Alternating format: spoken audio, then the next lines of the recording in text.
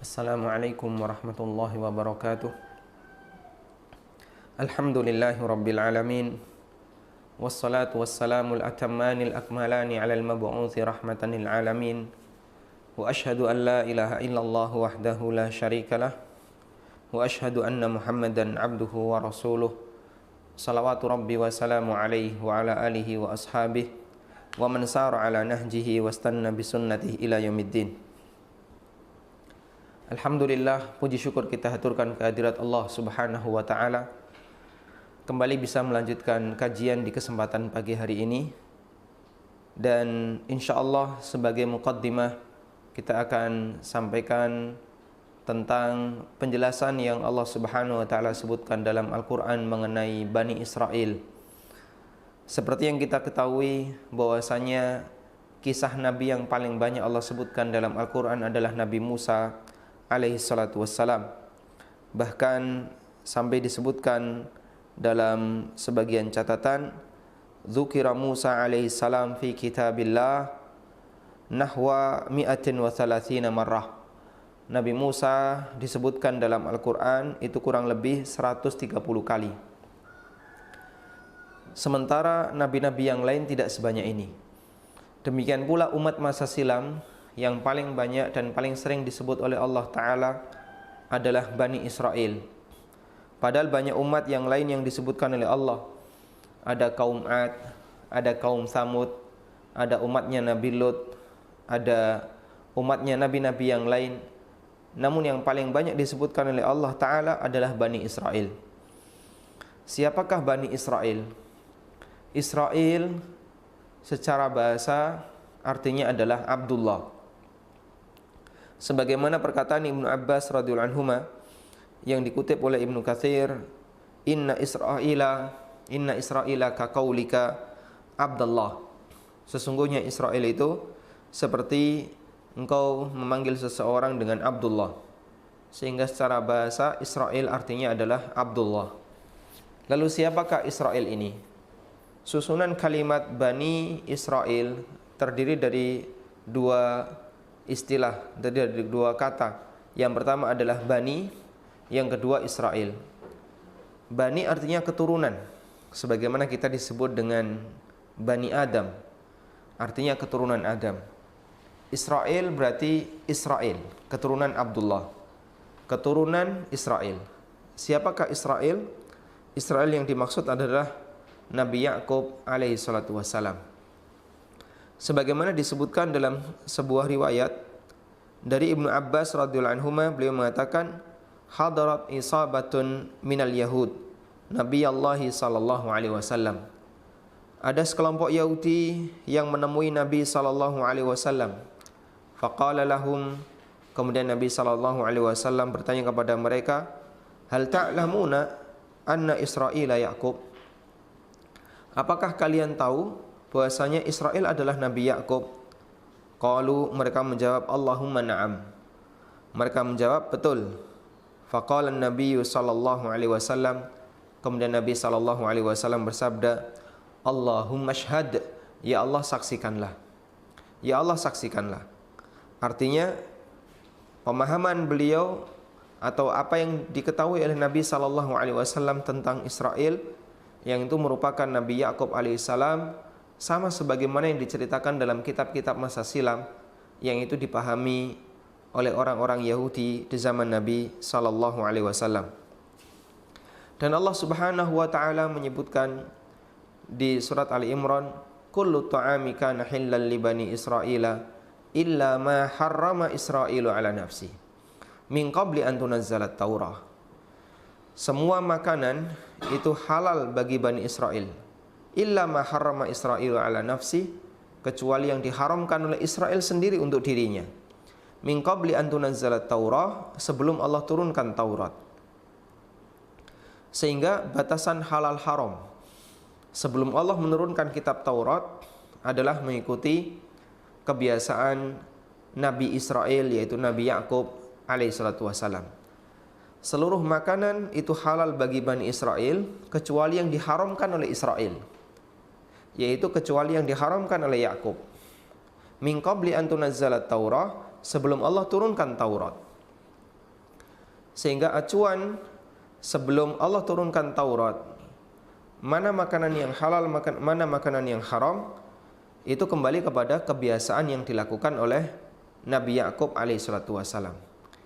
Namun setelah Taurat diturunkan oleh Allah Ta'ala, maka batasan halal haram kembali kepada keterangan yang Allah sebutkan dalam Kitabullah, yaitu Taurat yang Allah turunkan kepada Musa alaihissalatu wassalam.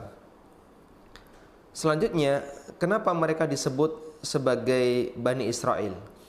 Kenapa yang dipanggil adalah Bani Israel? Padahal ada banyak nabi yang lain. Kenapa mereka tidak disebut dengan Bani Ishak atau Bani Ibrahim atau Bani-Bani yang lain?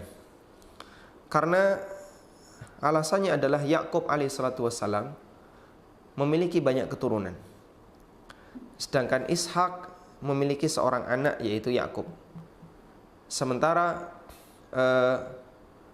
keturunan di bawahnya semuanya berasal dari Yakub. Sehingga ada banyak sekali keturunan setelah Yakub, sehingga mereka menjadi sebuah klan yang cukup besar.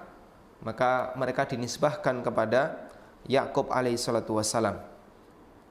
Dan Allah panggil mereka dengan ayah mereka, ka'ayyakula, sebagaimana seolah-olah Allah subhanahu wa ta'ala mengatakan kepada mereka, ya bani al-abdis saleh al-muti' lillah kunu mithla abikum fi mutaba'atil haqqi.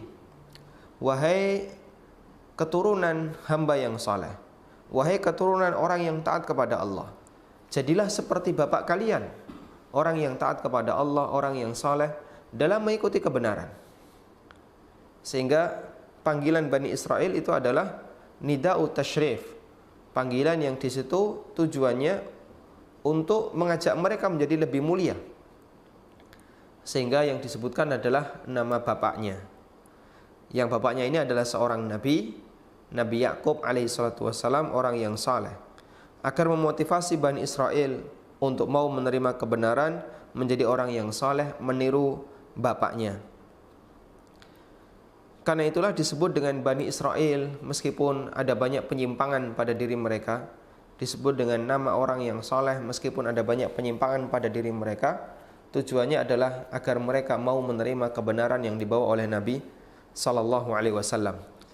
Dari sinilah kita bisa memahami kenapa Bani Israel adalah nama umat yang paling banyak disebutkan dalam Al-Quran. Sebagian ulama mengatakan karena mereka banyak tinggal di sekitar Jazirah Arab, terutama di Madinah. Dan keberadaan mereka sangat mempengaruhi penerimaan masyarakat terhadap dakwah Nabi sallallahu alaihi wasallam. Ada banyak sekali bani-bani Yahudi yang tinggal di sekitar kota Madinah. Karena mereka membaca dalam Taurat, mereka membaca dalam kitab mereka bahwa akan ada nabi terakhir, lalu mereka pelajari seperti apakah lingkungan nabi terakhir itu. Kemudian mereka perhatikan lingkungan nabi terakhir itu adalah tinggal di sebuah tempat yang di situ banyak pohon kurmanya. Akhirnya mereka pun mencari daerah itu dan ketemulah wilayah Madinah. Setelah mereka diusir oleh kerajaan Romawi disebabkan karena permusuhan mereka terhadap orang-orang Nasrani. Sehingga berangkatlah terjadi eksodus orang-orang Bani Israel yang tinggal di Syam, kemudian pindah ke selatan, lalu mereka berdiam di sekitar Madinah. Dan mereka menyiapkan situasi seperti itu dengan cara menanam berbagai macam kurma, membuat membuat kebun-kebun kurma, karena di tempat seperti inilah nabi terakhir itu akan diutus. Dan mereka sangat berharap nabi yang terakhir itu diutus oleh Allah Ta'ala di kalangan Bani Israel, di kalangan Yahudi. Mereka sangat berharap nabi yang terakhir itu ada di kalangan mereka. Sampai mereka memberikan ancaman kepada siapapun yang menjadi musuhnya. Mereka mengatakan, besok akan ada seorang nabi yang terakhir yang akan diutus oleh Allah bersama kami untuk memerangi kalian.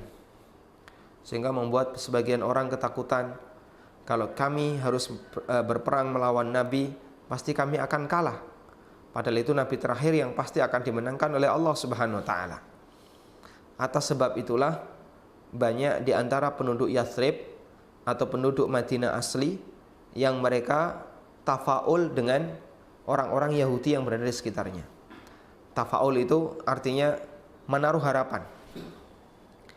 Sehingga kadang mereka ketika punya anak, mereka taruh anaknya di kampung Yahudi. Tujuannya biar bisa dididik sesuai dengan agama Yahudi, yang mereka paham Taurat, mereka tahu aturan yang diturunkan oleh Allah dalam Alkitab. Sementara orang-orang penduduk Madinah asli mereka ini adalah orang paganis yang tidak kenal agama, yang tidak tahu tentang Alkitab, karena mereka adalah orang-orang yang ummi, orang-orang yang buta huruf, tidak bisa baca tulis. Sampai akhirnya ketika Nabi terakhir itu diutus oleh Allah Ta'ala di kalangan orang Arab yang berasal dari Mekah, maka orang-orang Yahudi merasa iri. Kenapa Nabi terakhir itu bukan dari golongan mereka, tapi dari orang lain, dari kelompok yang lain, dan bukan dari kelompok mereka. Dan diceritakan bahwa sebelum Nabi SAW diutus, ada banyak sekali rahib yang berharap jadi Nabi. Sehingga di antara mereka ada yang bertapa di kuilnya, jarang sekali keluar, kecuali hanya untuk kebutuhan tertentu saja. Ada di antara mereka yang menghabiskan waktunya untuk beribadah kepada Allah, berharap untuk bisa menjadi Nabi. Namun ternyata Allah Subhanahu wa Ta'ala mengutus Nabi terakhir itu bukan dari kalangan mereka, tapi dari kalangan seorang manusia yang gak pernah punya gambaran, tidak pernah punya bayangan untuk menjadi seorang Nabi. Makanya ketika Nabi Muhammad SAW mendapatkan wahyu yang pertama, beliau dirangkul oleh Jibril alaihissalam di sebuah gua yang bisa kita ketahui, gua itu berada di puncak gunung, di puncak bukit, yaitu Jabal Nur. Artinya jauh dari pemukiman. Beliau jauh dari kedatangan orang siapapun. Tapi tiba-tiba di malam hari ada orang yang memeluk beliau, merangkul beliau, dan itu adalah Jibril alaihissalatu wassalam. Lalu mengatakan, "Iqra ya Muhammad." Bacalah wahai Muhammad. Beliau tidak kenal siapapun, beliau tidak kenal orang ini. Lalu Nabi SAW mengatakan, "Ma ana biqari'in," aku nggak bisa baca apapun. Sampai akhirnya Allah ilhamkan kepada beliau sehingga beliau bisa membaca atau mendapatkan 5 ayat yang ada di surat Al-Alaq. Nabi SAW keesokan harinya beliau pulang. Apa yang terjadi? Apakah beliau kemudian bangga, aku telah berhasil jadi Nabi, aku telah menjadi seorang Nabi? Ternyata tidak. Beliau ketakutan, menggigil, sampai demam, sehingga tiba di rumah istrinya, beliau meminta kepada istrinya, "Zammiluni, zammiluni." Selimutilah aku, karena beliau ketakutan. Tidak sebagaimana harapan yang dimiliki oleh orang-orang Yahudi, pendeta-pendeta Yahudi. Andaikan itu terjadi pada pendeta Yahudi, tentu mereka sudah sangat bangga. Saya telah berhasil dalam bertapa, Allah telah mengutusku dan menjadikanku sebagai seorang nabi. Namun berbeda dengan Nabi Muhammad SAW. Begitu beliau mendapatkan wahyu yang pertama, beliau justru ketakutan. Sampai akhirnya oleh Khadijah beliau diajak untuk menemui Waraqah bin Naufal. Lalu Waraqah bercerita, "Innahu namus kana unzila ila Musa." Itu adalah an-namus yang dulu turun kepada Musa alaihissalam. Yang dimaksud namus di situ adalah Jibril alaihissalatu wassalam. Sehingga Al-Quran ketika diturunkan oleh Allah banyak membahas Bani Israel untuk membuktikan bahasanya nabimu yang terakhir ini, yaitu Nabi Muhammad SAW, betul-betul orang yang mendapatkan wahyu dari Allah. Buktinya beliau bisa bercerita umat-umat masa silam, padahal beliau nggak pernah baca tulis. Beliau bisa memberitahu kepada Bani Israel pelanggaran-pelanggaran yang mereka lakukan, padahal beliau tidak pernah membaca sejarah Bani Israel. Sehingga memberikan motivasi bagi mereka mendorong mereka untuk mau beriman kepada Allah, meskipun realitanya banyak di antara mereka yang tetap ingkar dan kufur kepada Nabi sallallahu alaihi wasallam. Dan salah satu sebabnya adalah karena hasad. Karena hasad, disebabkan karena hasadnya itulah sehingga mereka tidak mau mengikuti Nabi sallallahu alaihi wasallam. Wallahu taala alam. Demikian sebagai muqaddimah yang bisa kita sampaikan.